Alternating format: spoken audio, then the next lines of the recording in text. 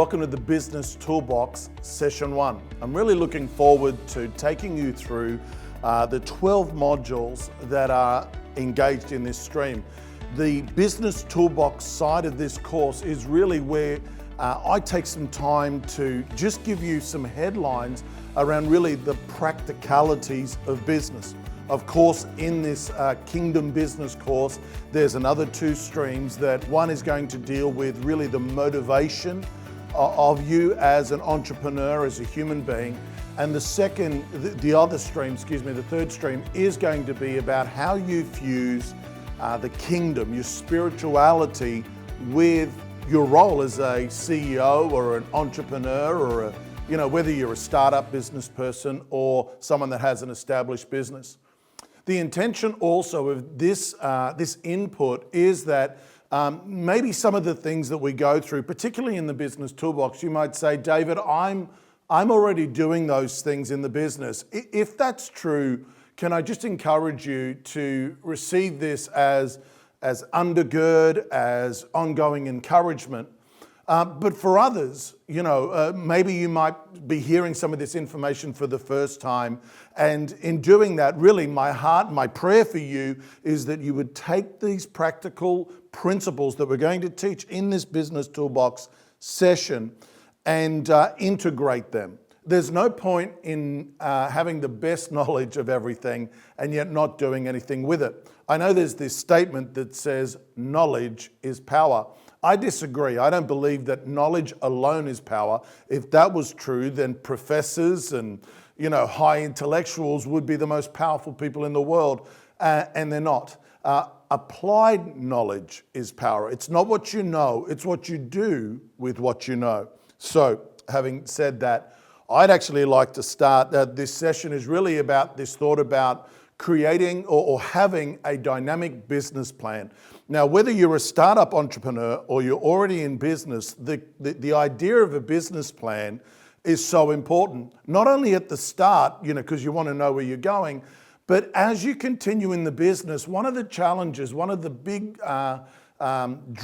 drawbacks is that you can get so busy in the day-to-day and in the week-to-week and month-to-month of business that you actually lose sight of the reason, the plan, the purpose. What is it that I'm doing here and how am I going to achieve that? I think that a business plan not only has to be something that you start your business with, but has to be something that is ongoing as your business evolves and moves forward. A business plan needs to be something that you look at fairly regularly. Now, some people that I speak to, some people that I coach through my practices, when I ask them about a business plan and how long has it been since you did your business plan or had your business plan or looked at it, some people have said, David, actually it's been years. We drafted one when we started, but we've just gotten so busy that we haven't really looked at it. I believe that you need to really have that business plan quite aware, somewhere where you're aware of it and you're engaging with it. There's this moment in Alice in Wonderland, in this movie, where Alice is lost and she comes across the Cheshire Cat. And here's how it goes. Alice says, "Would you tell me, please, which way I ought to go from here?" The Cheshire Cat says, "That depends a good deal on where you want to go." Alice says, "I don't care where." Then the cat replies, "Then it doesn't matter which way you go." She goes, "Oh, so long as I go somewhere." The cat replies, "Oh, you're sure to do that if you only walk long enough." I think that a clear, concise, well thought through business plan that is something that is evolving and ongoing is so important for business people so that you don't get lost in the pools of the market. One of the principles that I teach in much of my coaching is the power of the whirlwind. The whirlwind is what we find in life, particularly what we find in business, which is the pull of the immediate and I've got to do this and I've got to get this done. And the whirlwind, every time you open your eyes, is there to meet you and will pull you wherever it wants to go. The power of a good, well thought out business plan is that to some degree, you get to control the whirlwind, at least ride it in a way that's going to serve you. Because the challenge, of course, is that the whirlwind doesn't necessarily have its agenda to serve you. I found an interesting report here. I put it in your notes. By the way, the intention of these videos is really just to speak to the headlines of the notes. There's a lot more in the notes that I'm not going to get to in this presentation. Can I encourage you to engage in the notes? Watch the videos. If you're doing the live coaching dimension with us, engage, of course, in that dynamic. If you're doing the on-demand, watch the videos, read through the notes, and then write out some action points, which I'll explain to you on the other side of it. In Australia, one of the universities here did a survey, and here's what they found about business in general in Australia. They said that 1 in 3, or 30%, 33% of businesses fail in their first year of operation in Australia. Now, of the ones that survive, 50% of that 66% that survive the first year, 50% of those don't make it to past the second year. So, okay, so now of that 33% that makes it beyond the third year, 75% of those never make it beyond the fifth year. That's not, I got to tell you, that's not great statistics. You think, my goodness, if that's the fallout rate or the blow up rate, who would want to get into business? Well, I got to tell you, I think business is a calling. I think some people, irrespective of those odds, are built for business. You wouldn't be doing this course if you at least didn't have an inclination for that. But if you are going to get into business, then it's not, you can't just go, well, I've got a good idea. I think I've got a good idea. Let me have a go. I believe that the way to undergird so that you don't become one of the negative statistics of the attrition rate of businesses is to have a great business plan. There's a number of reasons why those businesses failed. In in the university studies, they said some of it had to do with a lack of experience. Some of it had to do with cash flow problems. Some of it had to do with being undercapitalized at the start. You know, they just didn't start with enough cash to start with. Some of it was excessive private drawings. They were, they over leveraged themselves, or some of them, of course, they found used too much credit. I can't tell you how many stories of people that had started businesses on credit cards. Some of them actually had no budget, no sense of a budget in the sense of how they were going to operate, and got in trouble with the tax department. There's a lot of stats there, and I put a link there for you to have a look at as well. All right, so let's just quickly jump into this thought. If you're going to build a business plan, what would be some principles and what would be some things you would write in there? Now, here's a statement that I say all the time. I say complexity is the enemy of execution. Well, what do I mean by that? The more complex, the more undefined and complex something is, the less likely that it's actually going to be executed upon. That's why I got to tell you, the easiest thing in the world is to make something complex. The easiest thing in the world would be to write a business plan that is very detailed and full of complexity. The challenge is the bigger that business plan and the more complex it is, you might go, well, I'm being thorough. I want to suggest to you that particularly if you're at the startup stage, or if you're at the revamp stage, in other words, you've been in business for a while and you go, you know what, I think we've kind of lost a little bit of our focus here and we really need to get back onto a business plan. My challenge to you is to actually do it, and do it in such a way that it is clear, concise, and not complex. It actually takes more work to build a business plan that you can read on one page than it does to create some document of 20 pages that the likelihood of executing your business plan is diminished. So let me give you quickly 10 questions that your business plan should seek to answer. Okay, here we go. You ready?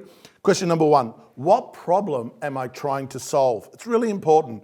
Every entrepreneur's job is not, oh, well, I make widgets, or I'm a salesman, or I'm in production. No.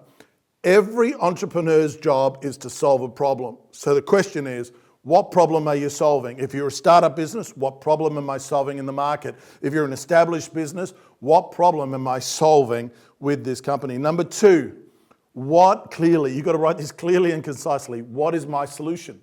What's the solution? What's the solution that I'm proposing, which is your business, whether it's a product, a service, whatever your business is, a technology, what is your solution to that problem? That's the second thing that your business plan should have. The third one is this: who is my target customer? You need to figure out, because if someone says to me, David, well, when I say to them, hey, so tell me who your ideal or your target customer is, they go, oh, well, everybody is. Well, unless you're Coca-Cola, that's probably not a great strategy. Who is your target market? You've got to define that. You've got to be really clear. How old are they? Where do they live? What sort of income do they carry? What are their likes? Defining who this target customer is powerfully important for your business plan. Number four, what channel am I going to use to speak and reach this target? What channel am I going to use? Am I going to use television? Am I going to use a retail shop? Am I going to use social media, the internet, like newspapers? I mean, what am I going to do? How am I going to reach and speak to this target customer? All right, number five, who's already in the market? Who's the competitors? Who's already servicing to some degree this target customer? Who is already in the market? Number six, what are my competitors' strengths? What the people that are already in there, what do they do really well? Because I've got to tell you, the stuff that they do really well is probably not the area that you want to bring or try and build your business plan upon. Number seven, this is the one that you want, is what are my competitors' weaknesses? There's weaknesses always in every market, in every industry, at every size. Some people go, oh, well, there's just all the big boys in this industry, there's nothing to do. Well, actually, I've got to tell you that size is a strength and it's also a weakness. Why is it a weakness? Well, those companies tend to not be able to touch nuances in the market, and maybe that's where you're going to pitch or what you're going to do. So it's really important that you understand that. Number eight, what will I do better or different than the competitors in the market? What am I going to bring here? We're going to talk about, by the way, some of these. I'm going to define them for you. We're going to talk about marketing strategies. We're going to talk about unique selling propositions, all of these things in later modules. I'm really just giving you the headlines today. What will I do better or different? Number nine, what financials can I project? If you're at the startup stage, the thought of I'm just going to have a go and throw some money at it, I always say this. I say, listen, if you're an entrepreneur, you don't need to know every number related to your business. I'm not asking you to be a CPA accountant, but you do need to know some numbers. I am constantly amazed by how many entrepreneurs don't know basic numbers in their business. What's it going to cost to set this thing up? What's the ongoing costs? What are the projected sales? What's the profit margin? Can you live on that? Now listen, I mean, I love spreadsheets. I love all that sort of stuff. Here's my comment to you. If you're an entrepreneur, a startup entrepreneur, and you write a projected volume of this is how much I'm going to sell, and this is how much I'm going to make, and this is how long it's going to take, I usually say this. I say, listen, halve your profits, halve your sales, double the time it's going to take to get there. And if you can still survive and you're still motivated about getting into the business, then get into the business. You just need to know. You need to make sure when you're doing your numbers, especially if you're at the startup stage, it's got to be, you've got to have some temperance on that. It can't be all just enthusiasm and positivity. If you're already in business, of course, and I got to tell you, I find some people have very large business. It's a great surprise to me. Very large businesses, very large turnover, and yet at the end of the day, when we're looking to their lifestyle and the reward, I go, some of these people are operating businesses that turn over millions of dollars, and yet the profit margin compared to that is minimal. And I've got other people that have got businesses that aren't scaling anywhere near that as far as turnover, yet their profit margins are higher. I find that a lot of the time the challenge is that the ones that the profit margin is low, they don't know their numbers. They don't know their numbers. So, okay, number 10, the last thought as far as business plan. You got to figure out in your business plan, who is the talent that you're going to bring to this startup? Maybe the talent at the start is just you. or maybe it's you and some other partners, and we're going to talk about that as well as we go forward. So here's the thing. You want to start up business, you want to enlarge the business you have, you need a great strategic business plan. I've put a whole bunch of links in your notes that are going to help you with regards to planning documents and some other articles. I encourage you to investigate that. Here's the last thing. If you're going to take what you hear here and use it and integrate it, you really need to do three things. You need to ask yourself the question, every time you do a session, what action am I going to take as a consequence of the things that I heard in this session or the things that I experienced in the coaching, if that's what you're doing with us? Number two, what am I going to change in my world, my daily habits, or the way that I do things that's going to make room for this action to take ground in me? And number three, if I really want to retain the knowledge that I've just got taught, who can I share something that I learned from a session with within the next couple of days? Who can I teach? Who can I even have a conversation with? If you do those three things, the likelihood of change in you dramatically increases, like dramatically increases. That's a powerful practice to do. I look forward to sharing some other principles with you in some of our next sessions. Bye now.